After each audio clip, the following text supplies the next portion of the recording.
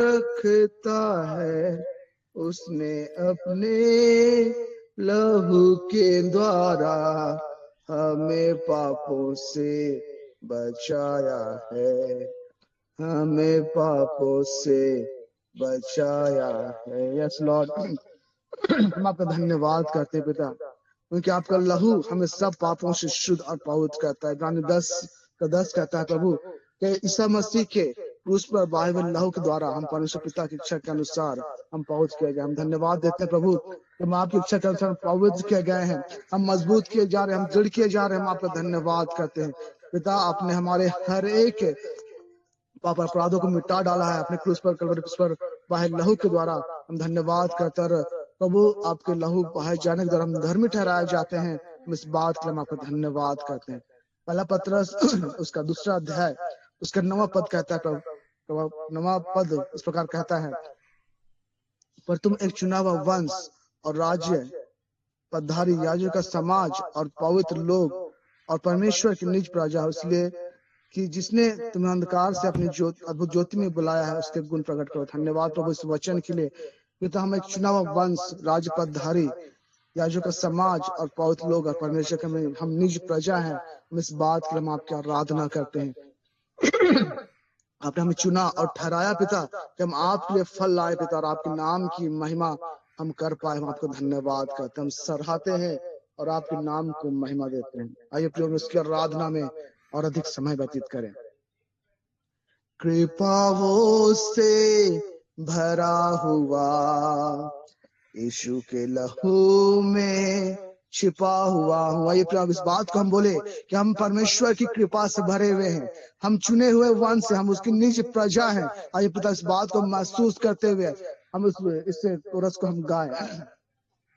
कृपाओं से भरा हुआ यीशु के लहू में छिपा हुआ हूँ, कृपाओं से भरा हुआ यीशु के लहू में छुपा हुआ हूँ। मैं तो चुना हुआ वंश, राज के याजक वर्ग, पवित्र राष्ट्र और ईश्वर की निज प्रजा हूँ। मैं तो चुना हुआ वंश, राज के याजक वर्ग, पवित्र राष्ट्र और ईश्वर की निज प्रजा हूँ। कृपाओं से भरा हुआ यीशु के लहू में छिपा हुआ हूँ, कृपाओं से भरा हुआ यीशु के लहू में छिपा हुआ हूँ। मैं तो चुना हुआ वंश, राज के याजक वर्ग, पवित्र राष्ट्र और ईश्वर की निज प्रजा हूँ। यस लॉर्ड, मैं तो चुना हुआ वंश, राज के याजक वर्ग, पवित्र राष्ट्र और ईश्वर की निज प्रजा हूँ। कृपाओं से भरा हुआ यीशु के लहू में छिपा हुआ हूँ। Thank you Lord. पिता, हम आपकी निज प्रजा ठहराए गए हैं पिता, हम आपकी निज प्रजा, हम इस बात में आनंदित और मगन हैं पिता। हम राज्य पदधारी याजकों का समाज और पवित्र लोग ठहराए गए हैं पिता। इस वचन को हम डिक्लेयर करते हैं। थैंक यू लॉर्ड, इस वचन के आधार पर आप हमारे जीवन में कार्यशील है। हम धन्यवाद करते हैं। धन्यवाद कि पवित्र आत्मा को आपने हमें एक सहायक के रूप में दिया है, एक शिक्षक के रूप में हमें प्रदान किया। हम आपका धन्यवाद करते, जो हमें सिखाता है, हमें बतलाता, हमें सिखलाता। हम आपका धन्यवाद करते हैं। Thank you Lord, thank you Jesus, क्योंकि आप हमारे प्रेमी प्रभु है। धन्यवाद करता हूँ प्रभु। Thank you, thank you, thank you, thank you Jesus, thank you अब्बा पिता, thank you daddy God, thank you अब्बा पिता, thank you Lord, thank you Jesus, thank you, thank you, thank you पिता। हम धन्यवाद करते हैं। आइए हम फिर से उसकी से गीत के गात के उसकी आराधना करें, उसके नाम की महिमा करें। कृपाओं से भरा हुआ, ये हृदय की गहराइयों से हम उसकी आराधना करें।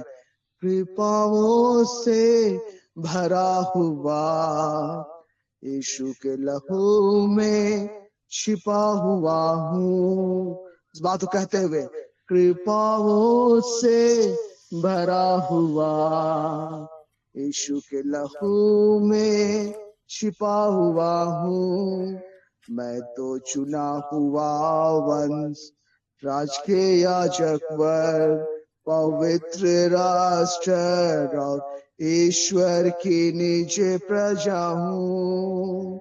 मैं तो चुना हुआ वंश, राज के याजक वर्ग, पवित्र राष्ट्र और ईश्वर की निज प्रजा हूँ। कृपाओं से भरा हुआ, यीशु के लहू में छिपा हुआ हूँ। कृपाओं से भरा हुआ, यीशु के लहू में छिपा हुआ हूँ। कृपाओं से भरा हुआ, यीशु के लहू में छिपा हुआ हूँ। थैंक यू जीसस कि आपने हमें अपने कृपा पात्र बनाया है प्रभु। हम आपकी कृपा से भरे गए हैं, हम आपके आनंद से, आपके आशीषों से भरे गए हैं। हम आपका धन्यवाद करते हैं, हम आपके नाम को हृदय से महिमा देते हैं प्रभु यीशु मसीह। Thank you Jesus, thank you अब्बा पिता। यीशु का लहू मेरी सामर्थ है, उसके लहू से मिलती है जय। यीशु का लहू मेरी सामर्थ है, उसके लहू से मिलती है जय। कलवरी की छांव में रहता हूँ मैं, आपका नाम लहू से धुलता है। कलवरी की छांव में रहता हूँ मैं, आपका नाम लहू से धुलता है। यीशु का लहू मेरी सामर्थ है, उसके लहू से मिलती है जय। यीशु का लहू मेरी सामर्थ है, उसके लहू से मिलती है जय। कलवरी की छांव में रहता हूँ मैं, पाप का नाम लहू से धुलता है। कलवरी की छांव में रहता हूँ मैं, आपका नाम लहू से धुलता है। यीशु का लहू मेरी सामर्थ है, उसके लहू से मिलती है जय। थैंक यू जीसस, आपका लहू हमारे सामर्थ है प्रभु जी, और आपके लहू के द्वारा हम जय को पाते हैं प्रभु जी। हम कलवरी की छांव में पाए जाते हैं, हम धन्यवाद करते हैं, और पाप का हर एक दाग हमारे जीवन से मिटाया जा चुका है। हम धन्यवाद करते हैं प्रभु। Thank you Lord, thank you आपके महान कृपा और महान अनुग्रह के लिए जो आप हम पर करते हैं। धन्यवाद करते हैं। सारी आदर, महिमा, गौरव और प्रशंसा हम आपको देते हैं। और पवित्र आत्मा, हम आपका धन्यवाद करते हैं, हम स्वागत करते हैं। आप हमारे शिक्षक हैं, इसलिए हम आपका बहुत बहुत धन्यवाद करते हैं। साथ साथ हम धन्यवाद करना चाहते हैं हमारे प्रोफेट सामुएल सर का, क्योंकि वह भी हमें शिक्षक के रूप में बाइबल वचनों से बतलाते हैं, सिखलाते हैं। तो हम सभी ग्रुप की ओर से प्रोफेट सर आपको शिक्षक दिवस की बहुत बहुत बधाई। और सचमुच आप हमारे बाइबल यीशु मसीह को जानने में, परमेश्वर के राज्य के बारे में जानने में हमारी सहायता करते हैं, और हम आपके बताए हुए बातों को जान के, समझ के, हम परमेश्वर पिता को अधिक जान पा रहे हैं, यीशु मसीह को अधिक समझ पा रहे हैं। इस बात के लिए हम आपका धन्यवाद करते हैं प्रोफेट सर। और धन्यवाद कि सचमुच आप हमारे मार्गदर्शक है, हमारे अगुवाई करते हैं, और उससे और सारी बातों के लिए हम परमेश्वर पिता का धन्यवाद करते हैं। परमेश्वर पिता ने आपको हमारे लिए अगुवा ठहराया है, और प्रभु यीशु मसीह भी हमारे अगुवा है। सचमुच हम आपका अगुवाई में बहुत प्रभु यीशु मसीह के बारे में बहुत कुछ सीख पा रहे हैं। इस बात के लिए हम धन्यवाद करते हैं। सो सारी आदर महिमा प्रभु को मिले, और सचमुच हमारे प्रभु महान है। पवित्र आत्मा आपका धन्यवाद, प्रभु यीशु मसीह आपका धन्यवाद, परमेश्वर पिता हम आपका धन्यवाद करते हैं। सारी आदर महिमा हम आपको देते हैं। और इस वक्त मैं आमंत्रित करता हूँ रोज रजनी मैम को डिक्लेरेशन के लिए। रोज मैम, आपका स्वागत है। Over to you ma'am. Thank you Jesus, thank you Holy Spirit God. धन्यवाद पिता ईश्वर, धन्यवाद पवित्र आत्मा। हम आपका धन्यवाद करते हैं आज के सुंदर दिन के लिए, सुंदर समय के लिए। प्रभु यीशु को महिमा मिले। आइए मेरे प्रियो, हम परमेश्वर के जीवित वचनों की घोषणाएं करें। हालेलुया। जैसा कि वचन कहता है एफिसी 1:3, हमारे प्रभु यीशु मसीह के परमेश्वर और पिता का धन्यवाद हो कि उसने हमें मसीह में स्वर्गीय स्थानों में सब प्रकार की आत्मिक आशीषें दी है। हालेलुया, आमीन। पिता ईश्वर, हम आपका धन्यवाद करते हैं। आपने हर एक प्रकार की आत्मिक आशीषें आपने हमें दे दी है पिता। हम घोषणा करते हैं पिता, thank you Jesus Lord, thank you Holy Spirit God. Yes, हम हर एक प्रकार की आत्मिक आशीषों से हम भरे हुए हैं। हम डिक्लेयर करते हैं पिता। हम वचनों की घोषणा करते हैं पिता। यूहन्ना 15:1 के अनुसार पिता, तू ही सच्ची दाखलता है और हम सब आपकी डालियां हैं पिता। हम घोषणा करते हैं पिता कि हम सब आपकी डालियां हैं पिता। Yes Lord Jesus, yes yes, hallelujah. हम धन्यवाद करते हैं पिता। Thank you Jesus Lord, thank you Holy Spirit God. जैसा कि वचन कहता है पिता, यहोवा हमारा रक्षक है और वो हमारी दहिनी और हमारी आड़ है। हमें ना तो दिन को धूप से और ना रात को चांदनी से हमारी कुछ हानि होगी, क्योंकि यहोवा हमें सारी विपत्ति से हमारी रक्षा करता है और हमारे प्राण की रक्षा करता है। हम घोषणा करते हैं यस लॉर्ड जीसस कि आपने भजन संहिता 91:11 के अनुसार आपने हमें कह दिया है कि मैंने तुम्हारे निमित्त स्वर्गदूतों को आज्ञा दी है कि तुम जहाँ कहीं भी जाओगे वे तुम्हारी रक्षा करेंगे। पिता ईश्वर, हम जहाँ कहीं भी जाते हैं, हम चारों दिशाओं से आपके स्वर्गदूतों के द्वारा सुरक्षित और निर्देशित है। यस, हमारे जीवनों में चारों दिशाओं से शुभ समाचार आते हैं पिता। हम घोषणा करते हैं पिता, thank you Jesus Lord, thank you Holy Spirit God. पिता ईश्वर, आपका वचन कहता है कि दीर्घायु का जीवन हमारा भाग है। यस, दीर्घायु का जीवन हमारा भाग है। हम आपके उद्धार के दर्शन देखेंगे पिता। हम धन्यवाद करते हैं। हम डिक्लेयर करते हैं पिता ईश्वर, महिमा हो यीशु की, स्तुति हो, आराधना हो पिता। हम डिक्लेयर करते हैं पिता ईश्वर, आपने हमें हर्ष और आनंद से भर दिया है। भजन संहिता 21 के अनुसार पिता।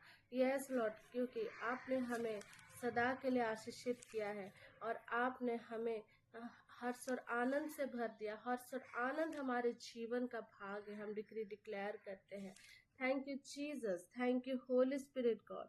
पिता ईश्वर, हमारा विश्वास आप पर है, इसीलिए आपकी करुणा हमारे जीवन से कभी नहीं टलता। हम डिक्लेयर करते हैं पिता, हमारा विश्वास आप पर है पिता। हम डिक्लेयर करते हैं पिता, यस लॉर्ड, यस लॉर्ड। हम धन्यवाद करते हैं, जैसा कि भजन संहिता 32:10 में आपने कहा है, दुष्ट को तो बहुत पीड़ा होगी, परंतु जो यहोवा पर भरोसा रखता है वो उनकी करुणा से सदा घिरा रहेगा। हम डिक्लेयर करते हैं पिता ईश्वर कि हम आपकी करुणा से सदा घिरे हुए हैं पिता।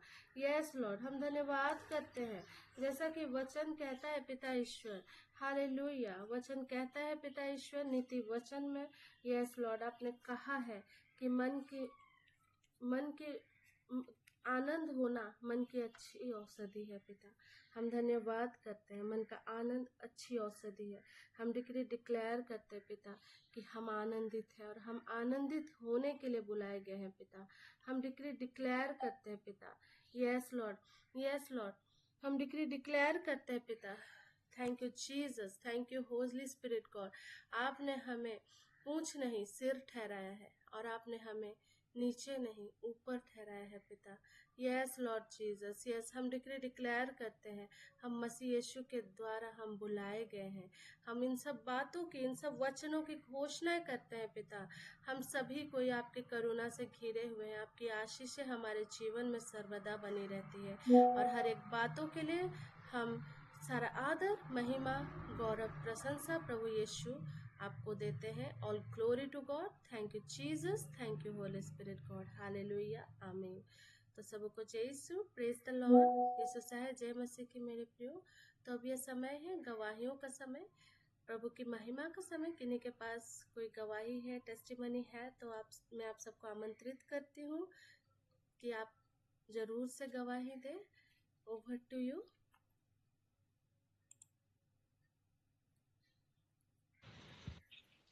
हेलो, सबको जय यीशु।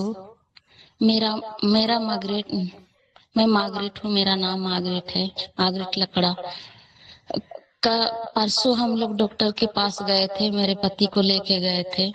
तो डॉक्टर ने बोले कि इनके पहले हम लोग 2021 में ऑपरेशन करा चुके थे। किडनी के बाहर पत्थरी था, और कल परसों हम लोग डॉक्टर के पास गए थे, तो डॉक्टर ने बोले कि फिर पत्थरी है। तो दवा सब दिया और पानी पीने को बोला। हम लोग रोज इस प्रार्थना में जुड़ के हम वचन का घोषणा करते हैं। घोषणा करने के लिए सीख गए। हम घोषणा करते हैं, प्रार्थना करते हैं। और कल क्या हुआ कि वो बाथरूम गए और पेशाब कर रहे थे, तो बड़ा सा पत्थर पेशाब के द्वारा बाहर निकल गया। इसीलिए हम लोग इस चमत्कार प्रार्थना के लिए बहुत बहुत धन्यवाद देते हैं। और चमत्कारी रूप से मैं भी इस प्रार्थना में जुड़ी हूँ। शांति मैडम, हमको बहुत अजीब सा लगने लगा। इस प्रार्थना में मैं जुड़ रही थी और छोड़ दी थी। हमको एक बार सब कुछ रहते हुए भी, घर है और सब कुछ है, फिर भी हमको अकबकी लगने लगा। तो शांति मैडम को मैं फोन की कि इस प्रार्थना चल रहा है क्या आप? हाँ चल रहा है बोल के हमको जोड़ी, और एकदम शांति का अनुभव करते हैं। और बहुत, हम बता नहीं सकती हूँ, अनगिनत मेरे लिए आशीष और कृपा है। और प्रार्थना करने के लिए हम बहुत सीख गए, और वचन का घोषणा करते हैं। और वचन किस ए में है उसको भी अब मैं जान गई, एकदम याद नहीं होता था हमको। इसीलिए बहुत ईश्वर को बहुत बहुत धन्यवाद, और इस प्रार्थना ग्रुप के योद्धाओं को बहुत बहुत धन्यवाद। आमीन। All glory to God. हम आपके गवाही से आशीषित है मैम। प्रभु इसी तरह आपको और भी आपके जीवन में गवाही आता चला जाए, और इसी तरह आप सदा सर्वदा के लिए आशीषित है ma'am. God bless you. Thank you Jesus, thank you Holy Spirit God. और किन्हीं का कोई टेस्टिमनी है तो आप शेयर कर सकते हैं। मैं अपोलिना लकड़ा प्रभु की महिमा के लिए गवाही देना चाहती हूँ। अपने बेटे की गवाही है। लास्ट संडे जब हम लोग बाइबल से वचनों को मनन चिंतन कर रहे थे, तब हमने हस्बैंड हम दोनों ने पूछा बेटे को कि आप प्रभु को अपने जीवन में कैसे देखते हैं। और उसके पास एक डायरी था, तो हमने कहा कि आप कैसे देखते हैं यीशु को अपने जीवन में, इस डायरी में लिखो करके। उसने तुरंत ही लिखा। उसमें से जो लिखा मैं थोड़ा पढ़ देना चाहती हूँ। वो मेरा परमेश्वर है, गॉड है। वो मेरा फ्रेंड है। प्रभु यीशु मेरा भला चरवाहा है। गॉड ऑफ पीस है, सर्वशक्तिमान है। गॉड ऑफ लव है, फॉरगिविंग परमेश्वर है, दयालु परमेश्वर है। गॉड ऑफ ट्रस्ट है, सेल्फलेस परमेश्वर है। केयरिंग गॉड है, महान परमेश्वर है। गॉड ऑफ इंटेलिजेंस है, ग्रेटेस्ट परमेश्वर है। विक्ट्री का परमेश्वर है, अनुग्रहकारी परमेश्वर है। वो मेरा तारनहारा है। वो विनम्र परमेश्वर है और किंग ऑफ किंग्स है, और वो हम्बल परमेश्वर है।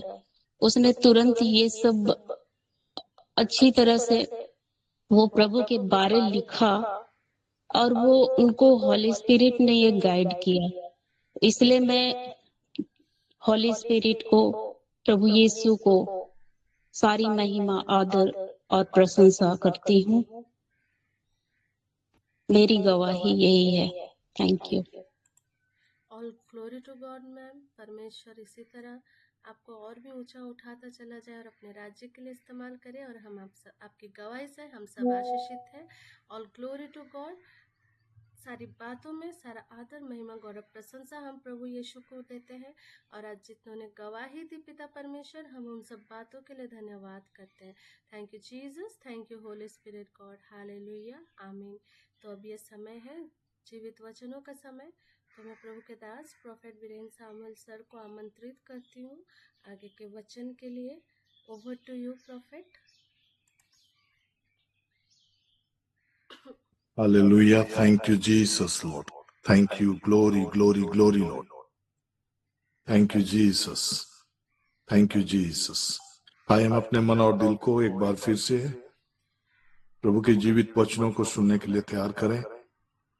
एक गीत के माध्यम से हम प्रभु यीशु का धन्यवाद करेंगे, उसके प्रेम और उसकी दया के लिए, जिसके बदौलत उन्होंने अपने प्राणों की आहुति देकर हम सबों को छुड़ाया अपने लहू के जरिए।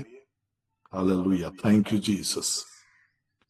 यीशु हमसे प्रेम रखता है, उसने अपने लहू के द्वारा हमें पापों से छुड़ाया है। यीशु हमसे प्रेम रखता है, उसने अपने लहू के द्वारा हमें पापों से छुड़ाया है। अल्फा ओमेगा वो है, सर्वशक्तिमान प्रभु है। अल्फा ओमेगा वो है, सर्वशक्तिमान प्रभु है। यीशु हमसे प्रेम रखता है, उसने अपने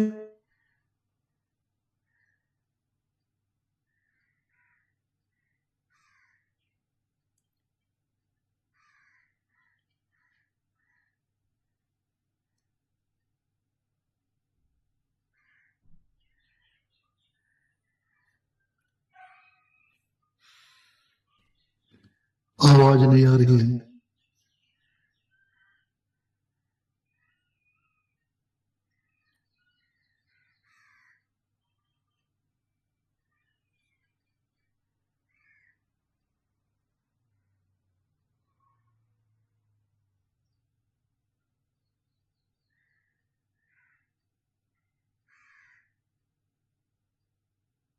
Hallelujah. Thank you, Jesus.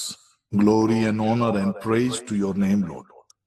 We thank you, Jesus, Lord. हमारा प्रभु उद्धारकर्ता मसीह आपने अपना लहू के द्वारा प्रभु आपने हमें छुड़ाया है। हम आपका धन्यवाद करते हैं। हम आपके पवित्र लहू से खरीदे गए हैं। प्यारे यीशु, हम आपका धन्यवाद करते हैं। आप ही हमारे मुक्तिदाता है, आप ही हमारे प्रभु हैं। हम आपका धन्यवाद करते हैं। अल्फा और ओमेगा आप ही हैं, प्रभुओं का प्रभु आप हैं, राजाओं का राजा आप हैं। हम आपका धन्यवाद करते हैं। Thank you Jesus Lord, thank you Jesus. All glory and honour to your name Father God, we thank you in the mighty name of Jesus Christ, आमीन। सो आप सबों का फिर से इस प्लेटफॉर्म पर मैं प्रभु यीशु मसीह के नाम से हार्दिक स्वागत करता हूं, और खासकर जितने भी शिक्षक हैं, टीचर्स हैं, उन सबों को शिक्षक दिवस के अवसर पर हार्दिक अभिनंदन करता हूं और हैप्पी टीचर्स डे कहता हूं। जितने भी टीचर्स ऑनलाइन इस प्लेटफॉर्म में जुड़े हुए हैं, और खासकर हमारे इस ऑनलाइन प्लेटफॉर्म के जितने भी शिक्षकगण हैं, टीचर्स हैं, बाइबल के टीचर्स हैं, फादर सेबास्टियन, बिशप दिनेश, और जितने भी हैं, नीतू मैम, ओबेद सर, रोज मैम, अविनेश सर, और जितने भी लोग जो वर्शिप और अन्य तरीके से इस टीम को अगुवाई करने में सहायक हैं, आप सबों को भी आज के शिक्षक दिवस के अवसर पर आप सबों को हार्दिक शुभकामना देता हूं।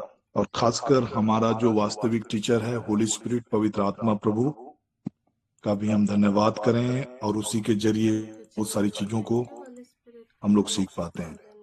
तो आइए हम मिलकर पवित्र आत्मा प्रभु का धन्यवाद करेंगे और आज के सत्र में जाने से पहले प्रार्थना करेंगे। Daddy God, we thank you Lord कि आपने हमें एक सहायक के रूप में, एक टीचर के रूप में पवित्र आत्मा प्रभु को आपने हमारे लिए दिया है। पिता, हम आपका धन्यवाद करते हैं कि जो हमारा गाइड और मार्गदर्शक बनकर सदैव हमारे संग रहता है। पवित्र आत्मा प्रभु जी, हम आपका धन्यवाद करते हैं मसीह यीशु के नाम से, जो हमारा उद्धारकर्ता और प्रभु है। पवित्र आत्मा प्रभु, विशेष रीति से धन्यवाद करते हैं कि आप हमारे संग रहते हैं और हर एक बातों में हमारी आप सहायता करते हैं। प्रभु यीशु मसीह के नाम से हम आपका धन्यवाद करते हैं और आज के सत्र में हम आपका स्वागत करते हैं। विशेष रीति से प्रभु, हम आपसे निवेदन करते हैं कि आत्मिक समझ के जरिए आज के जीवित वचनों को हम समझ सकें, परमेश्वर के राज के वेदों की बातों को हम जान सकें और समझ सकें। थैंक यू होली स्पिरिट, हमेशा हमारा संग रहने के लिए, हमारी अगुवाई करने के लिए और हर एक बातों में हमें लीड करने के लिए, हमें शिक्षा देने के लिए। Thank you Holy Spirit Lord, in the mighty name of Jesus we pray, amen. Hallelujah. आज का टॉपिक फिर से एक बहुत ही गंभीर टॉपिक है और इस टॉपिक को लेकर कई प्रकार के मतभेद और कई प्रकार की चीजें हैं। लेकिन आज जब मैं प्रार्थना कर रहा था, मुझे लगा कि इस टॉपिक को आज आपके बीच में डिस्कस करना चाहिए। और खासकर मैं अभी विगत समय में हमारे ही टीम के एक बहुत ही परमेश्वर का भय मानने वाली, विश्वास करने वाली एक बहन हमारे बीच में से गुजर गई, प्रभु के पास चली गई। और कुछ दिन पहले मेरे परिवार में से भी मेरे ससुर जी प्रभु के पास चले गए। तो इन चीजों को जब हम कई बार अपने परिवार में जब इस प्रकार की घटनाक्रम को देखते हैं तो कई बार हम विश्वासियों का नजरिया क्या होता है, हम कैसे इन चीजों को देखते हैं। आज मैं उन्हीं विषय में आपके बीच में आज बातों को रखना चाह रहा हूं और साथ ही साथ आज का जो सत्र है हम सबों के लिए प्रभु यीशु मसीह के आने के दिन और आने का जो समय है, उन चीजों को लेकर कैसे आत्मिक रूप से हम सबों को भी तैयार रहना है। पहला थिस्सलुनी अध्याय 4 का पद संख्या 14। मैं पहले 14 का वचन पढ़ रहा हूं, उसके बाद हम 13 के वचन को पढ़ेंगे। क्योंकि यदि हम विश्वास करते हैं कि यीशु मरा और जी भी उठा, क्योंकि यदि हम विश्वास करते हैं कि यीशु मरा और जी भी उठा, तो वैसे ही परमेश्वर उन्हें भी जो यीशु में सो गए हैं उसी के साथ ले आएगा। क्योंकि यदि हम विश्वास करते हैं कि यीशु मरा और जी भी उठा, वैसे ही परमेश्वर उन्हें भी जो यीशु में सो गए हैं उसी के साथ ले आएगा। मतलब उनको प्रभु यीशु मसीह के संग जिलाएगा। अगर हम कुरिन्थियों के पत्र को पढ़ेंगे अध्याय 15, उसमें प्रभु यीशु मसीह के पुनरुत्थान के संदर्भ में चीजें लिखी गई है और बहुत सारी वचन आप देखेंगे कि हमारा विश्वास से जुड़ा हुआ। और कई बार कई वचनों के जरिए हम इन चीजों को जानने पाते हैं कि यदि मसीह जी नहीं उठे तो हमारा विश्वास व्यर्थ है। तक कुरिन्थी अध्याय 15 पद संख्या 14 का वचन अगर हम 12 से पढ़ेंगे। इसलिए जबकि मसीह का यह प्रचार किया जाता है कि वह मरे हुओं में से जी उठा, तो तुम में से कितने कैसे कहते हैं कि मरे हुओं का पुनरुत्थान है ही नहीं। यदि मरे हुओं का पुनरुत्थान है ही नहीं, मसीह भी नहीं जी उठा। और यदि मसीह नहीं जी उठा तो हमारा प्रचार करना व्यर्थ है और तुम्हारा विश्वास भी व्यर्थ है। वरन हम परमेश्वर के झूठे गवाह ठहरे, क्योंकि हमने परमेश्वर के विषय में यह गवाही दी कि उसने मसीह को जिला दिया, यद्यपि नहीं जिलाया यदि मरे हुए जी नहीं उठते, और यदि मुर्दे जी नहीं उठते तो मसीह भी नहीं जी उठा, और यदि मसीह जी नहीं उठा तो तुम्हारा विश्वास व्यर्थ।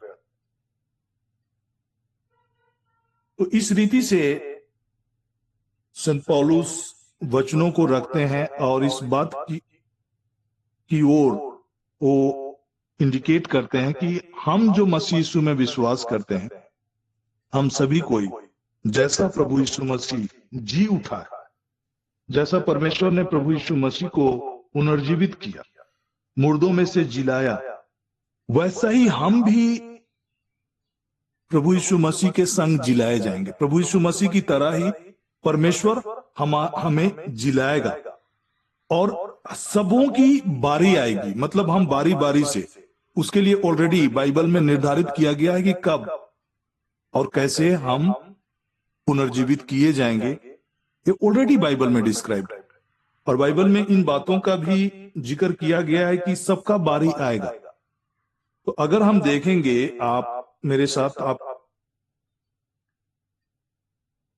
हम 22 के वचन से आगे हम पढ़ेंगे 20 के वचन से। पहला कोरिन्थी अध्याय 15 पद संख्या 20 के वचन से अगर पढ़ेंगे, यहां पर वचन लिखता है, परंतु सचमुच मसीह मुर्दों में से जी उठा है, और जो सो गए हैं उनमें वह पहला फल हुआ। मतलब जितने भी जो मृतक हैं उनमें से सबसे पहले पुनर्जीवित होने वाला प्रभु यीशु मसीह ठहरा है। क्योंकि जब मनुष्य के द्वारा मृत्यु आई तो मनुष्य के द्वारा मरे हुओं का पुनरुत्थान भी आया। आदम के द्वारा मृत्यु आई और प्रभु यीशु मसीह के पुनरुत्थान के जरिए, प्रभु यीशु मसीह के पुनर्जीवित होने के जरिए हम सबों के लिए भी ये पुनरुत्थान आया है। और जैसे आदम में सब मरते हैं, वैसे ही मसीह में सब जिलाए जाएंगे। जिस प्रकार से आदम में सब मरते हैं, वैसे ही मसीह में सब जिलाए जाएंगे। और पहला वचन जो मैंने आज आपके बीच में पढ़ा, पहला थिस्सलुनीयों के पत्र में अध्याय 4 का 14 वचन में, क्योंकि यदि हम विश्वास करते हैं कि यीशु मरा और जी भी उठा, तो वैसे ही परमेश्वर उन्हें भी जो मसीह यीशु में सो गए हैं, अर्थात मसीह यीशु में विश्वास करते हुए जिनकी मृत्यु हो गई है, वे प्रभु यीशु मसीह की तरह ही परमेश्वर पिता उन सबों को जो मसीह यीशु के विश्वास में मरे हैं उन्हें पुनर्जीवित करेंगे। लेकिन उनका एक समय निर्धारित है। अब वो समय के बारे में, जैसा कि बाइबल के 23 वचन को आप पढ़ेंगे, परंतु हर एक अपनी अपनी बारी से, मतलब अपनी अपनी बारी से, मतलब हर एक के लिए एक समय निर्धारित है, उस आधार पर हम पुनर्जीवित किए जाएंगे। मृतकों में से जो लोग, हर एक का एक पारी आएगा और उसी तरीके से सब पुनर्जीवित किए गए। और सबसे पहला जो पुनर्जीवित होने वाला वो मसीह है। यहां पर लिखता है, परंतु हर ये अपनी अपनी बारी से। एक समय आएगा जब मसीह में विश्वास में जो लोग मरे हैं वो लोग जी उठेंगे। और उसके विषय में भी हम पहला थिस्सलुनी के पत्र में अध्याय 4 में हम इस बात का जिक्र हम सुनते हैं। क्योंकि हम प्रभु के वचन के अनुसार तुमसे यह कहते हैं कि हम जो जीवित और प्रभु के आने तक बचे रहेंगे, सोए हुओं से कभी आगे ना बढ़ेंगे। मतलब जो पहले प्रभु यीशु मसीह में मरे हुए हैं, पहले वे जी उठेंगे, उनसे आगे नहीं बढ़ेंगे। क्योंकि प्रभु आप ही स्वर्ग से उतरेगा और उस समय ललकार और प्रधान दूत का शब्द सुनाई देगा और परमेश्वर की तुरही फूंकी जाएगी, और जो मसीह में मरे हैं वे पहले जी उठेंगे। तब हम जो जीवित और बचे रहेंगे उनके साथ बादलों पर उठा लिए जाएंगे कि हवा में प्रभु से मिले, और इस रीति से हम सदा प्रभु के साथ रहेंगे। हम बादलों में प्रभु से मिलेंगे और बादलों में उठा लिए जाएंगे। तो कई बार ये कंफ्यूजन ये होता है, बहुतों का ये होता है कि प्रभु यीशु मसीह का आगमन, द्वितीय आगमन, और प्रभु यीशु मसीह का जो द्वितीय आगमन का दो पार्ट, एक सीक्रेट कमिंग ऑफ जीसस है, वो बादलों पर अपीयर करेंगे और सारे लोगों के लिए नहीं आएंगे, उन्हीं के लिए आएंगे जो लोग मसीह यीशु में विश्वास में जीवन जी रहे होंगे, उनके लिए आएंगे और वे उठा लिए जाएंगे, बादलों पे प्रभु से मिलेंगे और हम प्रभु के संग रहेंगे। और इसी के संदर्भ में बहुत सारी वचन है जो कि कई बार लोग कंफ्यूजन्स में होते हैं कि ट्रिबुलेशंस का फेज आ रहा है, महाक्लेश का समय है और महाक्लेश के थ्रू से कलीसिया को जाना पड़ेगा और उसके बाद प्रभु यीशु मसीह का द्वितीय आगमन है। द्वितीय आगमन का जो समय है उसमें प्रभु यीशु मसीह पृथ्वी पर कदम रखेंगे। अगर आप जैतून के जकरया की किताब में पढ़ेंगे, अध्याय 14 पद संख्या 4 में, वे जैतून के पहाड़ पर वो कदम रखेंगे, प्रभु यीशु मसीह कदम रखेंगे और उसको सब जानेंगे। यहां पर जो प्रभु यीशु मसीह का आने का समय ही रहेगा, ये सीक्रेट कमिंग है रहेगा। और जहां जहां आप ये जिक्र पाएंगे कि वो चोर की तरह आएंगे, चोर की तरह आएंगे कहने का मतलब कई बार डिस्क्राइब किया गया है, वो इन्हीं चीजों को इंडिकेट करता है जो कि विश्वासियों का पुनर्जीवित होना और जो लोग जीवित बचे रहेंगे उस दिन तक, उन लोगों का हवा में उठा लिया जाए। वो सीक्रेट कमिंग ऑफ जीसस है, वो चुपचाप से आने वाला समय है जिसको पूरा दुनिया नहीं देखेगा। But second coming of Jesus एक बड़ा इवेंट होगा जिसको पूरा दुनिया देखेगा। जिस प्रकार से बाइबल कहता है कि जिस प्रकार से आकाश में जब बिजली का चमक होता है और पूरे दुनिया में हर जगह से लोग उस बिजली को चमकते हुए देखते हैं, उसी प्रकार जब प्रभु महिमा के साथ आएंगे तो हर एक दुनिया के हर एक लोग प्रभु यीशु मसीह को उसी तरह से देख पाएंगे। जैसे पृथ्वी के एक छोर से दूसरे छोर तक आप बिजली को चमकते हुए देखते हैं, कड़कते हुए देखते हैं और पूरा दुनिया के हर कोने से लोग उस चमकती हुई बिजली को देख सकते हैं, वैसा ही प्रभु यीशु मसीह का आने का समय होगा और सारे लोग देखेंगे। अगर आप मत्ती के सुसमाचार में देखेंगे तो यहाँ पर जो जिक्र है वो सेकेंड कमिंग ऑफ जीसस है, जब वो प्रकट रूप से उपस्थित होंगे। तो प्रभु यीशु का आने का दो तरह का चीज होगा, जो कि एक उनके सीक्रेट कमिंग होगा, वो चोर की तरह आएंगे, चुपचाप से आएंगे और सब लोग चीज को नहीं देख पाएंगे। लेकिन एक कमिंग जीसस का ऐसा होगा जहां पर वो सेकेंड कमिंग में आएंगे, सेकेंड कमिंग में सारे लोग देखेंगे। तो 24 का 29 वचन जो यहां पर डिस्क्राइब किया गया है वो उसके सेकेंड कमिंग के विषय में लिखता है। उन दिनों के तुरंत बाद सूर्य अंधियारा हो जाएगा और चंद्रमा का प्रकाश जाता रहेगा और तारे आकाश से गिर पड़ेंगे और आकाश की शक्तियां हिल जाएगी। तब मनुष्य के पुत्र का चिन्ह आकाश में दिखाई देगा। तब पृथ्वी के सब कुलों के लोग पीटेंगे, मनुष्य के पुत्र को और ऐश्वर्य के साथ आकाश के बादलों पर आते हुए देखेंगे। तो ये जो डिस्क्रिप्शन है, कई बार अगर आप 24 के वचन को देखेंगे तो बहुत सारी चीज इसमें मिला जुला है। और यहाँ पर जो संत मती ने इन चीजों को डिस्क्राइब किए हैं, लिखे हैं, उसमें सेकेंड कमिंग ऑफ जीसस भी है और इसमें रैप्चर का भी इनपुट है। और इन चीजों को समझने के लिए कई बार हमें पवित्र आत्मा की सहायता की जरूरत है ताकि हम चीजों को समझ सकें। क्योंकि ये जो महाक्लेश और महासंकट का जो समय है वो उन लोगों के लिए नहीं है जिन्होंने मसीह यीशु पर विश्वास किया। मत्ती के सुसमाचार को अगर आप संत यूहन्ना के सुसमाचार अध्याय 3 के अगर वचन को अगर आप पढ़ेंगे, जहां पर उसका 3 का 17 के वचन में हम पढ़ेंगे, वहां पर एक न्याय के विषय में जो लिखा हुआ है, परमेश्वर ने अपने पुत्र को जगत में इसलिए नहीं भेजा कि जगत पर दंड की आज्ञा दे, परंतु इसलिए कि जगत उसके द्वारा उद्धार पाए।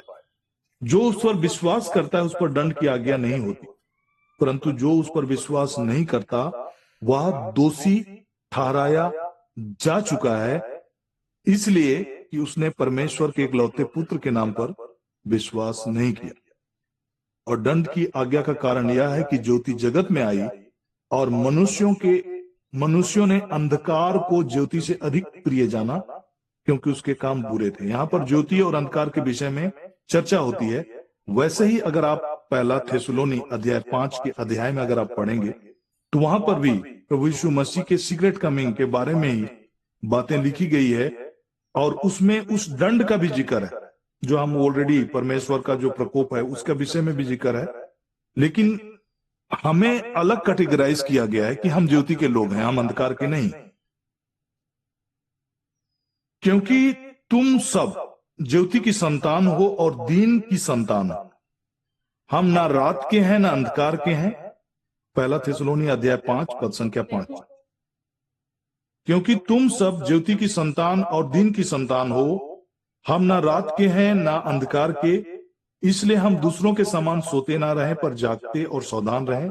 क्योंकि जो सोता है वो रात को ही सोता है, और जो मतवाले होते हैं वो रात को ही मतवाले होते हैं। पर हम जो दिन के हैं और विश्वास और प्रेम की झिलम पहनकर उद्धार की आशा का टोप पहनकर सावधान रहें। क्योंकि परमेश्वर ने हमें क्रोध के लिए नहीं, परंतु इसलिए ठहराया कि हम अपने प्रभु यीशु के द्वारा उद्धार प्राप्त करें। तो ये जो परमेश्वर के पुत्र प्रभु यीशु मसीह पर विश्वास नहीं करने के लिए परमेश्वर का प्रकोप जो पृथ्वी पर आने वाला है, उसी का जिक्र है, ट्रिबुलेशन का जो समय है। लेकिन यहां पर बाइबल में लिखा जाता है कि जो लोग, हम क्रोध के लिए नहीं ठहराए गए, हम प्रभु यीशु मसीह के द्वारा उद्धार प्राप्त करें।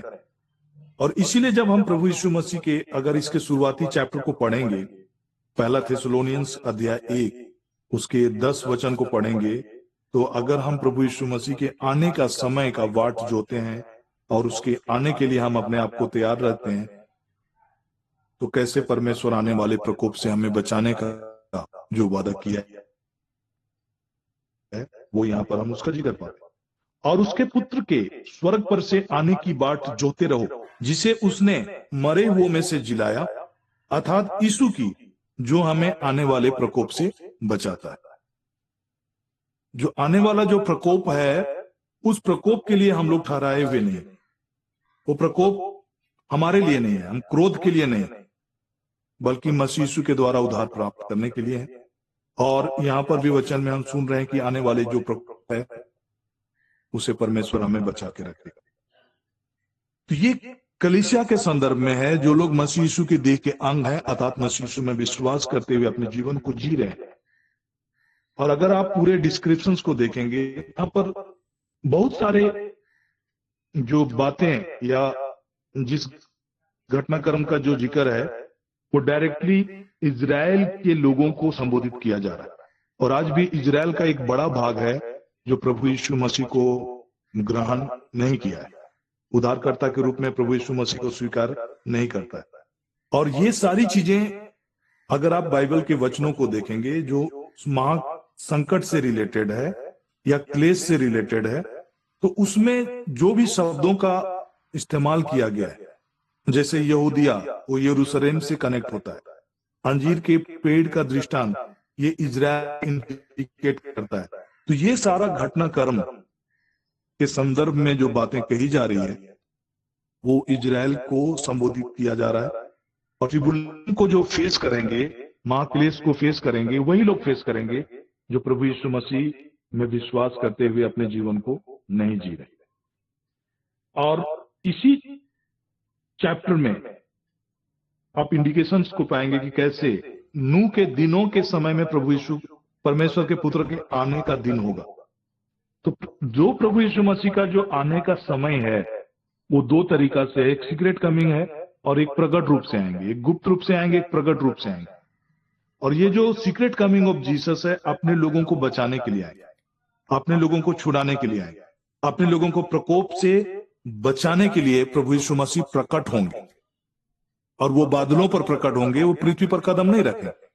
लेकिन सेकंड कमिंग में वो डायरेक्टली पृथ्वी पर आएंगे और सारे दुनिया के लोग देखेंगे। तो सीक्रेट कमिंग अलग है और प्रकट रूप से प्रभु यीशु का आना अलग है। और उसका जो सीक्रेट कमिंग का जो टाइमिंग है, कई बार हम सेकंड कमिंग के साथ मिक्स करके कई बार कंफ्यूजन होती है। अगर आप बाइबल में दो डिस्क्रिप्शंस आप पाएंगे जहां पर परमेश्वर ने जगत का मतलब सोदोम एंड गोमरा का जब विनाश किया, तो पहले अब्राहम और उनके परिवार के लोगों को, अब्राहम के परिवार से जो लोग जुड़े हुए थे, उनको उन्होंने पहले बचाव किया। तब जाकर सोदोम एंड गोमरा में का विनाश हुआ। वैसे ही नूह के दिनों के विषय में यहां पर एग्जाम्पल दिया जाता है, और नूह के दिनों के साथ ही यहां पर हमारे उठाए लिए जाने के विषय में बाइबल में हम जिक्र पाएंगे।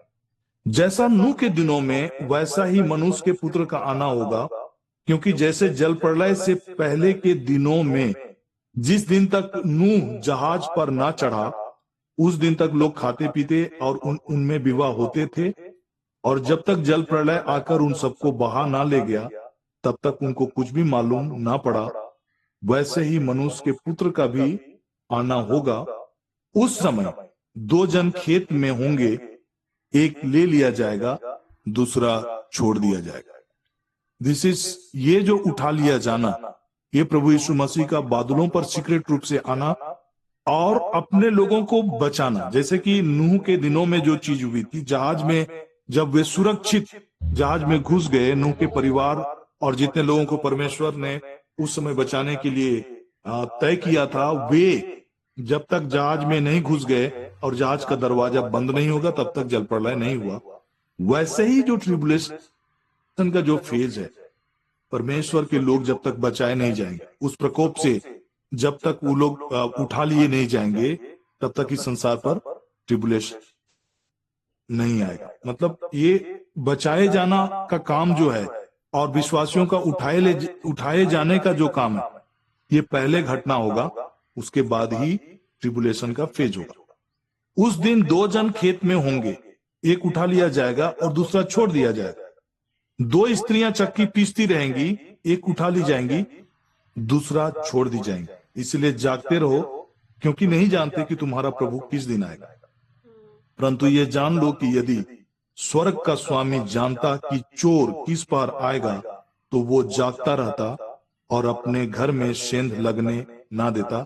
इसलिए तुम भी तैयार रहो, क्योंकि जिस घड़ी के विषय में तुम नहीं सोचते उसी घड़ी मनुष्य का पुत्र आ जाएगा। ये जो घटनाक्रम का ही अगर हम डिस्क्रिप्शन अगर देखेंगे पहला थिस्सलुनीयों में, तो ये कैसे घटित होगा, इन चीजों का जिक्र हम बड़ा स्पष्ट रूप से दो वचनों में हम लोग पाते हैं। वो है पहला थिस्सलुनी अध्याय 4 के वचन में ये पूरा घटनाक्रम कैसे होगा उसके विषय में यहां पर हम अध्याय 4 पद संख्या 16 में वचन को सुनते हैं। क्योंकि प्रभु आप ही स्वर्ग से उतरेगा,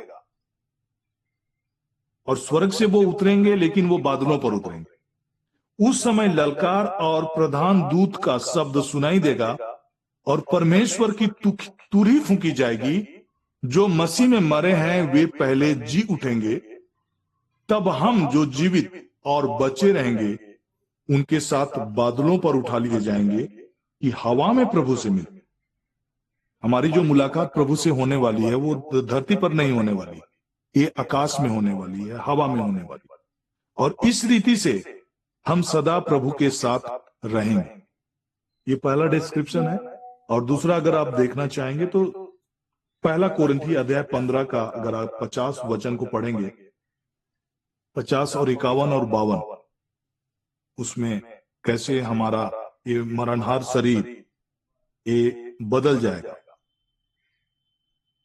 हे भाइयों, मैं यह कहता हूं कि मांस और लहू स्वर्ग के राज के अधिकारी नहीं होंगे, और ना ही नासवान अविनाशी का अधिकारी होगा। देखो, मैं तुमसे भेद की बातें कहता हूं। ये जो मिस्ट्री है, एक प्रकार का ये भेद है, और भेद सबके लिए खुला नहीं होता है। इट इज हिडन, और बहुत लोगों को इनकी जानकारी तक नहीं होगी, क्योंकि ये मिस्ट्री का चीज है। देख, मैं तुमसे भेद की बातें कहता हूं। हम सब नहीं सोएंगे, परंतु सब बदल जाएंगे, और यह क्षण भर में पलक मारते ही अंतिम तुरही फूंकते ही होगा। क्योंकि तुरही फूंकी जाएगी और मुर्दे अविनाशी दशा में उठाए जाएंगे और हम बदल जाएंगे। तो इस रीति से प्रभु यीशु मसीह में जिलाए जाने का जो चीजें हैं, जैसा प्रभु यीशु मसीह आदम में हम सब मरते हैं, वैसे ही मसीह में हम सब जिलाए जाएंगे, परंतु हर एक अपनी अपनी बारी से। पहला फल मसीह, फिर मसीह के आने पर उसके लोग।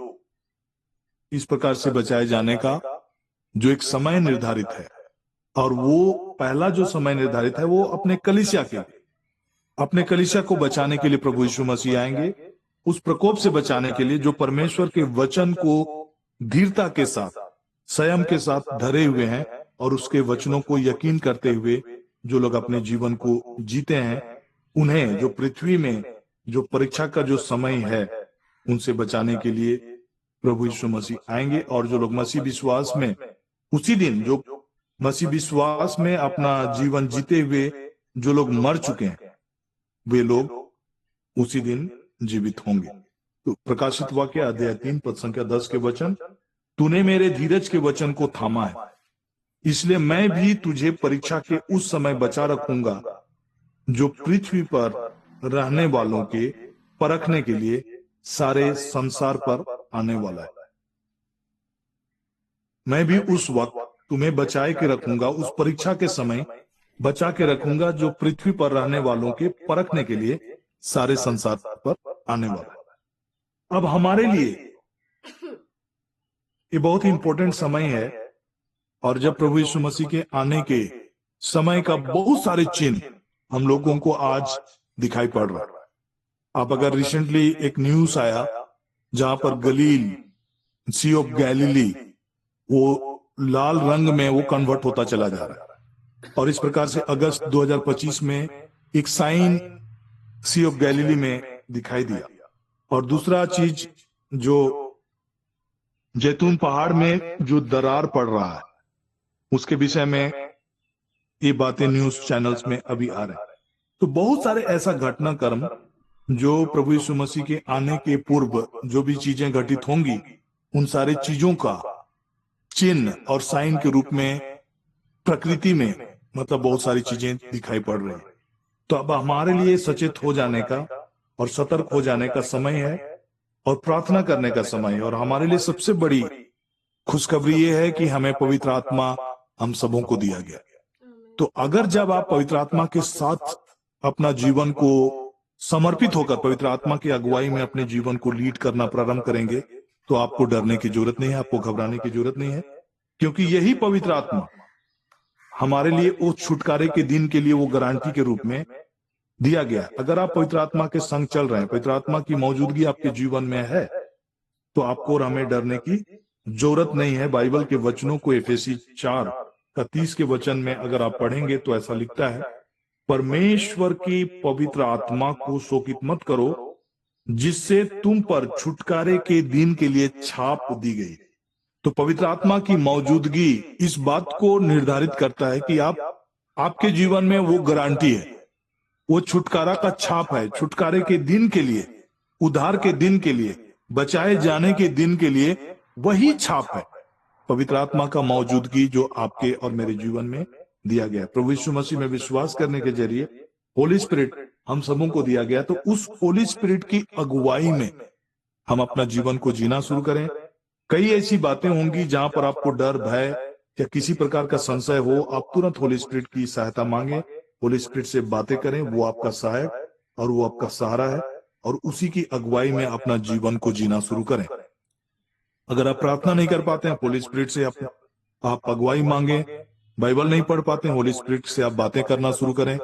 उनके साथ आप एक संबंध बनाना शुरू करें और उनकी अगुवाई में अपने जीवन को जीना प्रारंभ करें। किसी भी विषय को लेकर आप होली स्पिरिट की अगुवाई ले सकते हैं और उसकी अगुवाई में अपने जीवन को जी सकते हैं। बाइबल का वचन कहता है 8:9 वचन का अंतिम पदों में मैं पढ़ रहा हूं, यदि किसी में मसीह का आत्मा नहीं तो वो उसका जन नहीं। यदि किसी में मसीह का आत्मा नहीं है तो वो उसका जन नहीं। अगर आज हमारे जीवन में भी अगर होली स्पिरिट नहीं है, होली स्पिरिट की मौजूदगी नहीं है, होली स्पिरिट की अगुवाई नहीं है, होली स्पिरिट के साथ हमारा संबंध नहीं है, तो बाइबल के वचनों को गौर करते हुए हम अभी अपने संबंध को पवित्र आत्मा के साथ हम सुधार करें और पवित्र आत्मा की अगुवाई में अपने जीवन को जीना प्रारंभ करें। उनके साथ हम संबंध रखना शुरू करें, उनके साथ फेलोशिप रखना शुरू करें और उनकी अगुवाई में चलना शुरू करें। 14 का वचन लिखता है 8:14 में, इसलिए कि जितने लोग परमेश्वर के आत्मा के चलाए चलते हैं, वे ही परमेश्वर के पुत्र हैं, वही परमेश्वर के संतान हैं, वही परमेश्वर के पुत्र और पुत्री हैं, जो परमेश्वर के आत्मा के द्वारा चलाए चलते हैं। क्योंकि यही आत्मा है जिसके द्वारा हम परमेश्वर पिता को हे अब्बा और हे पिता कहकर पुकारते हैं। और आत्मा ही हमारी आत्मा के साथ इस बात का गवाही देता है, इस बात का गारंटी देता है कि हम परमेश्वर की संतान हैं। और यदि संतान है तो वारिस भी हैं, परंतु परमेश्वर के वारिस और मसीह के संगी वारिस। ये सारी चीज हमारे जीवन का पार्ट, हमारे जीवन का भाग तभी हो पाता है जब हम पवित्र आत्मा की सहभागिता में अपने जीवन को जीते हैं, पवित्र आत्मा के सहचर्यता में हम अपने जीवन को जी पाते हैं। तो इस समय में हम अपने आप को देखें कि हमारा लाइफ किस ओर जा रहा है, हम कैसे अपने जीवन को, मसीही जीवन को कैसे जी रहे हैं। और इसी मसीही जीवन का को सहारा देने के लिए जब लोग प्रभु यीशु मसीह का जाने का वक्त आया, अपने चेलों को जब वो निर्देश दे रहे थे कि आप उनका जाने का समय आ रहा है, और चेले लोग इस बात को लेकर उत्साहित थे कि प्रभु यीशु मसीह पुनर्जीवित हो गए, वे अपने राज्य को स्थापित करेंगे, तो उससे पहले उन्होंने अपने चेलों से क्या कहा? अतः उन्होंने इकट्ठे होकर उनसे पूछा, हे प्रभु, क्या तू इसी समय इजराइल को राज फेर देगा? उसने उनसे कहा, उन समयों या कालों को जानना जिनको पिता ने अपने अधिकार में रखा है तुम्हारा काम नहीं, परंतु जब पवित्र आत्मा तुम पर आएगा तुम सामर्थ को पाओगे और यरूशलेम, यहूदिया और समारिया और पृथ्वी के छोर तक मेरे गवाह ठहरोगे। दिस इज द इंस्ट्रक्शंस यीशु मसीह ने हमें दिया कि उस समय काल कि कब प्रभु यीशु मसीह आकर टेक ओवर करेंगे। सेकंड कमिंग में जब जीसस आएंगे तो हम बाइबल के डिस्क्रिप्शंस के आधार पर हम जानते हैं कि Jesus is going to rule for 1000 years, 1000 वर्ष तक प्रभु यीशु मसीह इस पृथ्वी पर राज करने वाले हैं और अपने राज्य को कायम करने वाले हैं। इजराइल से, यरूशलेम से वे पूरे जगत को 1000 वर्ष तक रूल करने वाले हैं। और इसी के संदर्भ में चेले लोगों को इन बातों का जिज्ञासा था कि प्रभु अपने राज को एक स्टैब्लिश करने जा रहे हैं क्या, और वो पूछ रहे थे, और वो पुनर्जीवित प्रभु यीशु मसीह से पूछ रहे थे। और वही पुनर्जीवित प्रभु यीशु मसीह पवित्र आत्मा के विषय बातें करते हुए उन्हें कहते हैं कि पवित्र आत्मा तुम पर आएगा, तुम सामर्थ को पाओगे। तो हमारे लिए बहुत ही अंतिम समय, और इसी ऐसी बातों को बोलते हुए प्रभु यीशु मसीह उनके देखते देखते स्वर्ग में उठा लिए गए। ये अंतिम बात है जो प्रभु यीशु मसीह ने अपने चेलों को कहा के गया। और हमारे लिए भी ये बहुत ही गंभीर विषय है कि हमारा मसीही जीवन विदाउट होली स्पिरिट, हमारा मसीही जीवन के जैसा नहीं हो सकता है। और जब हम होली स्पिरिट की अगुवाई में अपने जीवन को जिएंगे तभी हम वास्तविक मसीही जीवन या ख्रिस्तीय जीवन या प्रभु यीशु मसीह का फॉलोवर होकर हम अपने जीवन को इस पृथ्वी पर जी सकते हैं। क्योंकि वही जो आत्मा के चलाए चलते हैं वे ही परमेश्वर के संतान, और जिसमें परमेश्वर मसीह यीशु का आत्मा नहीं है वो मसीह का जन नहीं है, वो मसीह यीशु का लोग नहीं है जिसमें पवित्र आत्मा नहीं है। तो इस बात की गंभीरता को देखते हुए कि जब हम उस अंतिम समय की ओर जब हम लोग बढ़ रहे हैं, जब प्रभु यीशु मसीह का आने का समय निकट आता चला जा रहा है, और दुनिया के इर्द गिर्द में घटित बहुत सारे घटनाक्रम जो उस प्रोफेटिक इवेंट को सपोर्ट कर रहा है, और वो साइन और चिन्ह के रूप में बहुत सारे घटनाक्रम जो हो रहे हैं, जो बाइबल के प्रोफेसीज के साथ मैच कर रहे हैं, हमारे लिए पवित्र आत्मा की अगुवाई में अपने जीवन को और गंभीरता के साथ जीने का एक एक पल, एक एक वक्त को होली स्पिरिट की अगुवाई में जीने का वक्त आ चुका है। और हम बिना किसी बात को लेकर डरे नहीं, घबराए नहीं, बल्कि हमारे लिए आनंद का विषय है कि परमेश्वर का उद्धार हम सबों के जीवन पर आने का समय अब निकट आ चुका है। आइए हम इसी विषयों को ध्यान में रखते हुए हम आशीष की प्रार्थना में जाएंगे, और मैं फादर जी से आग्रह करूंगा कि वे अंतिम ब्लेसिंग की प्रार्थना में हम सबों की अगुवाई करेंगे। Thank you.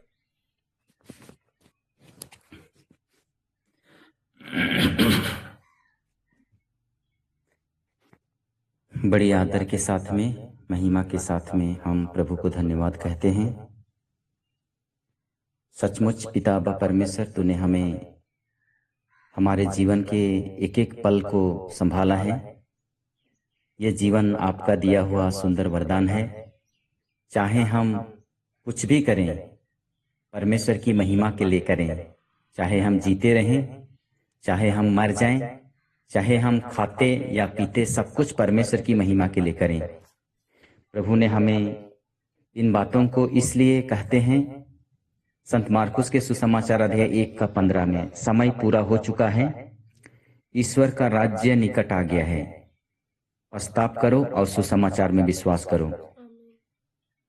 आज प्रभु यीशु विश्वास की बातों को हमारे बीच में रखते हैं। पश्चाताप करते हुए सुसमाचार में जब हम विश्वास करते हैं तो हमारा जीवन प्रभु के साथ में है, चाहे तो दुख हो या सुख हो। और प्रभु ये भी बातें बतलाते हैं, विश्वास करने वाले ये चमत्कार दिखाया करेंगे। वे रोगियों पर हाथ रखेंगे और वे चंगे हो जाएंगे। ये नहीं कहते हैं कि सुसमाचार प्रचार करने वाले, ये नहीं कहते हैं कि पुरोहित लोग, ये नहीं कहते हैं कि बिशप्स लोग, आज ये नहीं कहते हैं कि प्रोफेट्स लोग, लेकिन प्रभु ने कहा है विश्वास करने वाले ये चमत्कार दिखाया करेंगे। आज हमें वही विश्वास में प्रभु यीशु ने जोड़ा है और वही सत्य के बारे में हम प्रभु के सामने आते हैं। यदि तुम सत्य को जान जाओगे तो सत्य तुम्हें स्वतंत्र करेगा। वो पवित्र आत्मा के बारे में आज हमने सुना है। हम पवित्र आत्मा को किस तरह से शोकित करते हैं।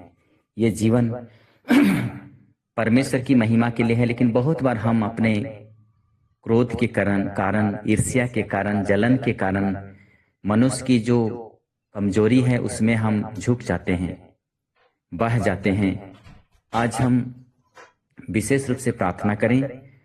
जो प्रभु हम लोगों को जीवन दे करके हम सबों से यही कहते हैं कि पुनरुत्थान और जीवन मैं ही हूँ, मुझसे होकर गए बिना कोई पिता के पास नहीं आ सकता है। आज हम उसी विश्वास के साथ में हम हमारे पूर्वजों के लिए, मृत जनों के लिए प्रार्थना करते हैं और उनकी आत्मा की अनंत शांति के लिए हम दुआ करते हैं जीवन भर। ईश्वर ने कहा है यदि जीवित परमेश्वर की महिमा नहीं कर सकते हैं तो जो मर गए हैं वे कैसे परमेश्वर की महिमा कर सकते हैं। उन मृत आत्माओं के लिए हम मिस्सा बलिदान में हम याद करते हैं और ये हमारी इच्छा से नहीं लेकिन परमेश्वर की दया है। हम ये नहीं सोचते हैं और ये नहीं कह सकते हैं कि हमने कर दिया और उसको मुक्ति मिल गई, स्वर्ग चला गया। ये परमेश्वर के हाथ में है, उसकी दया पर निर्भर करता है और हमारी प्रार्थना की महानता को परमेश्वर जानता है। जब हम उन प्रियों के लिए बार बार निवेदन करते हैं तो प्रभु उन पर निश्चित रूप से दया करते हैं और वो दया उसकी आत्मा पर निर्भर करता है और इसी के अनुसार उन आत्माओं को प्रभु स्वर्ग राज्य तक पहुंचाते हैं। हमारा यही विश्वास है। तो आइए हम सदैव तैयार रहें। जो प्रभु ने कहा है जागते रहो, समय पूरा हो चुका है, ईश्वर का राज्य निकट आ गया है, पश्चाताप करो और सुसमाचार में विश्वास करो। परम दयालु पिता परमेश्वर, इसी विश्वास के साथ जब हम जीवन में आगे बढ़ते हैं, आज विशेष रूप से हम संत मदर तेरेसा को याद करते हैं। आज हमारे बीच में नहीं है, मर गई है। ये इन दिनों की आधुनिक युग की एक संत है जिसको बहुत सारे लोगों ने देखा, मिला, उनके कार्यों को देखा। आज हम जानते हैं कि उसका डेथ एनिवर्सरी डे के रूप में 5 सितंबर 1997 को जिसका देहांत हो गया था, आज भी वो जिंदा है। क्यों? क्योंकि उनके जीवन में उन्होंने ईश्वरीय कार्यों को देखा है। जो प्रभु कहते हैं तुमने छोटे से छोटे बच्चों के लिए जो कुछ भी किया तुमने मेरे लिए किया। आज उसका कार्य भुलाया नहीं जा सकता है, ना दुनिया में ना ईश्वरीय राज्य में। हम जो कुछ भी करते हैं अपने प्रियों के लिए, अपने विरोधियों के लिए, और जब हम परमेश्वर के साथ में हैं तो प्रभु उसका इनाम प्रदान करते हैं। तो आइए हम उसी इनाम के लिए दौड़ें। दुनिया में सब दौड़ते हैं धन कमाने के लिए, पैसा कमाने के लिए, नाम शोहरत कमाने के लिए, लेकिन अनंत जीवन प्राप्त करने के लिए हमें प्रभु के साथ आने की आवश्यकता है, पवित्र आत्मा की अगुवाई की आवश्यकता है और पिता परमेश्वर उसका इनाम स्वर्ग राज्य में प्रदान करेंगे। आज बहुत सारे सेवा कर्मी हैं। आज हम 5 सितंबर शिक्षक दिवस के रूप में जानते हैं। सभी शिक्षकों को परमेश्वर ने एक बहुत बड़ी कृपा दी है, सेवा करने का, शिक्षा देने का, और उनके सेवा का इनाम परमेश्वर देंगे। बहुत बार ये सेवा का कार्य केवल हम मतलबी हैं। बहुत सारे शिक्षक अपने वेतन के लिए कार्य करते हैं, डेडिकेशन नहीं है। तो आज हम उनके लिए भी प्रार्थना करें, लेकिन जो सचमुच में अपने कार्यों के द्वारा, अपने जीवन के द्वारा जो सेवा दिए हैं, प्रभु उन्हें बहुत बहुत आशीष और कृपा प्रदान करे। और विशेष करके इस प्लेटफॉर्म में बहुत सारे हमारे शिक्षक गण हैं, शिक्षक शिक्षिकाएं हैं, पुरोहित गण हैं, हमारे बिशप्स गण हैं, जो अगुवाई हैं, माता पिता एक अच्छे शिक्षक के रूप में होते हैं। तो इस प्लेटफॉर्म में हम हमारे प्रभु के चुने हुए सेवक वीरेंद्र के लिए हम लोग प्रार्थना करते हैं कि उन्हें भी परमेश्वर के राहों पर आगे चलने के लिए एक मार्गदर्शन दिया है। और ये सबसे बड़ी शिक्षा है और सबसे बड़ी कृपा है कि ईश्वर को जानने का, उसके पद चिन्हों पर चलने का मौका बहुत सारे परिवार को मिला है। जो परिवार इस प्लेटफॉर्म में जुड़े हैं, आज मैं देखता हूँ वो टूटा नहीं है, टूटने के कगार में था, लेकिन आशीषित से भरा हुआ है। ना केवल परिवार के माता पिता, लेकिन बाल बच्चे। बहुत सारे परिवार जो नशापान में डूबे हुए थे, इस प्लेटफॉर्म में आकर के नशापान से दूर हो गए हैं। बहुत सारे परिवार जो जुड़े भी हैं, लेकिन अभी तक 50-50 हैं। उनका जीवन को देखिए, उनका परिवार को देखिए, उनके बाल बच्चों को देखिए। गलत राहों पर चलना, बच्चे उनके अनुशासित नहीं हैं और गलत कार्यों में लिपटे हुए हैं। इस तरह से दुष्ट आत्मा नहीं चाहता है कि हम बचें, हमारा परिवार बचे। इसलिए हमें बचना है और इसलिए प्रभु ने कहा है समय पूरा हो चुका है, ईश्वर का राज्य निकट आ गया है, पश्चाताप करो और सुसमाचार में विश्वास करो। आइए हम इन वचनों के साथ में, इन कृपाओं के साथ में आज हम मनन करें हमारे जीवन के बारे में, उन मृत आत्माओं के बारे में। और जो भी वचन आज थेसलनिकियों के नाम से वचन से लिया गया है, कुरिन्थियों के नाम से लिया गया है, प्रवक्ता से, एफेसियों से जो भी वचन सुने हैं, सबों पर मनन करते हुए हम बारीकी से हम पश्चाताप करें और विश्वास करें और एक दूसरे के लिए प्रार्थना करें। और उन प्रिय आत्माओं को जो इस प्लेटफॉर्म में जुड़ करके जो जिस बहन ने इस दुनिया से चली गई है, प्रभु ईश्वर उसकी आत्मा को अनंत शांति प्रदान करे। साथ ही साथ भाई वीरेंद्र के ससुर जी के आत्मा के लिए भी हम प्रार्थना करते हैं। पिता ईश्वर स्वर्गराज में अनंत शांति प्रदान करे, उनके सभी पाप दंड को क्षमा करे और परिवार में सांत्वना और दिलासा मिले। यही कृपा लेकर के आइए हम पुनः एक दूसरे को समर्पित करते हैं। आज के दिन में प्रभु हमें आशीषित किया है, हम प्रभु के कृपा के लिए धन्यवाद देते हैं और वही महान और जीवित परमेश्वर के सामने नतमस्तक होकर के हम आशीर्वाद ग्रहण करेंगे। प्रभु के नाम में ही हमारा कल्याण है। प्रभु आप लोगों के साथ और आपके पिता परमेश्वर, पिता और पुत्र और पवित्र आत्मा का आशीर्वाद पवित्र आपके परिवार के एक सदस्य रूप से, आपके कार्यक्षेत्र में और आपके कार्यों में और सदा सर्वदा छाया रहे। आमीन। आमीन। उनको जय।